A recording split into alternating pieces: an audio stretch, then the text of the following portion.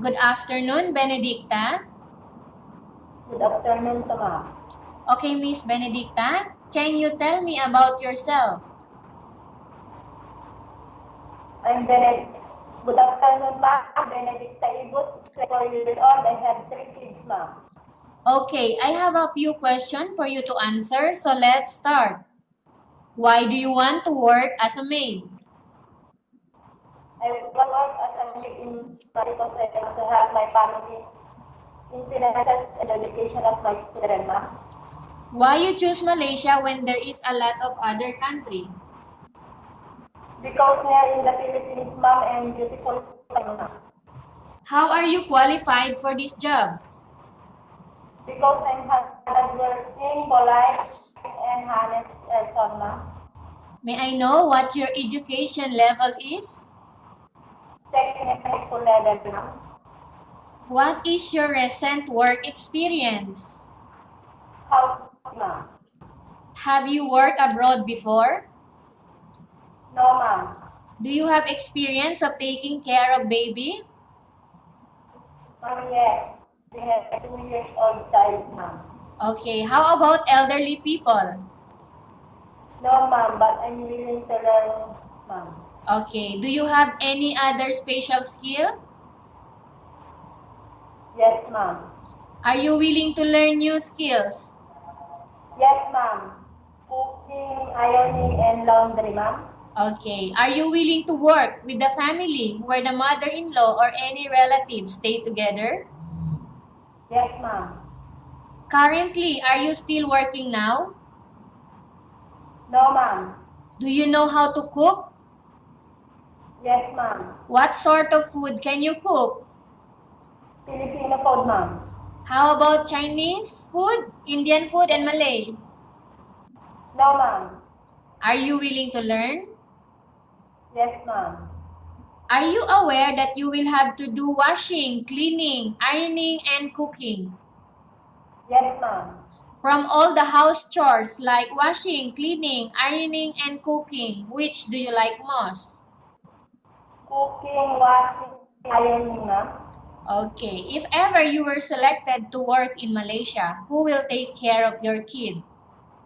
My mother and my husband, ma'am. You are not allowed to use handphone during working hours. Yes, ma'am. You are only allowed to use handphone after you finish all the works and when going to bed. Yes, ma'am. You are strictly needed to surrender the handphone to your employer in the morning and your employer will return back to you once you're going to bed. Yes, ma'am. If ever your employer finds out that you are abusing of using your handphone and it's affected your work performance, your employer will confiscate your handphone and you are not allowed to hold it anymore. Instead, your employer will allow you to call to your family 3 times in a month. You only allowed to bring normal phone and you are not allowed to bring smartphone. Are you agreed for the terms and conditions? Yes, ma'am. Are you agreed to the rules and regulation for the handphone? Yes, ma'am. How many years is the contract as you agreed and understands? 2 years, ma'am. Can you describe for me your ethics, your attitude? I'm hardworking, polite, honest person, and disciplined person, ma'am. How can you assure to us that you will work hard in Malaysia? I will work hard, ma'am, because I want that my family inheritance and the education of my children, ma'am. Okay. Can you promise not to use the telephone without the permission of your employer? Yes, ma'am. Can you promise not to put on makeup but to dress properly while work?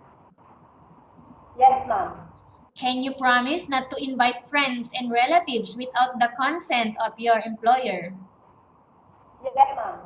Can you promise not to ask for advance salary from your employer under any circumstances? Yes, ma'am. Do you really understand of the rules and regulation of the agency? Yes, ma'am. Do you pay any placement fee for you to come to Malaysia to work as a maid? No, ma'am. Do you have any history of sickness, example breast cancer or any other illness? No, ma'am. Do you suffer from any skin diseases like allergy or physical defect? No, ma'am. Have you suffered from any serious illness? No, Do you smoke? no, ma'am. Have you undergone any operation? No, ma'am. Are you medical fit? Yes, ma'am. Are you in any medication? No, ma'am. Are you allergic with any food? No, ma'am.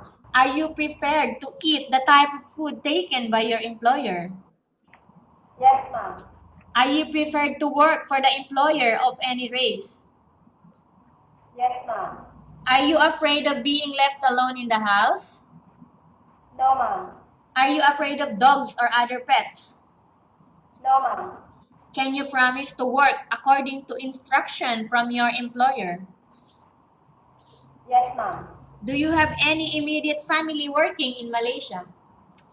No, ma'am. Okay, Benedicta, we have finished our question section. Let's go to case study. I have a case study for you and I want you to answer me truthfully. Upon arrival in Malaysia, within 6 months, if ever any of your family members passed away, what will you do? I will finish first my contract, ma'am. Okay. Tell us about yourself and why do you want to work in Malaysia as domestic helper? I'm very respectable and hardworking, lifetime, and honest person, ma'am. Okay, Benedicta, what do you want to tell to your employer who are watching your video right now? Good afternoon, ma'am. Please choose me because I'm hardworking, polite, kind, and honest person, ma'am.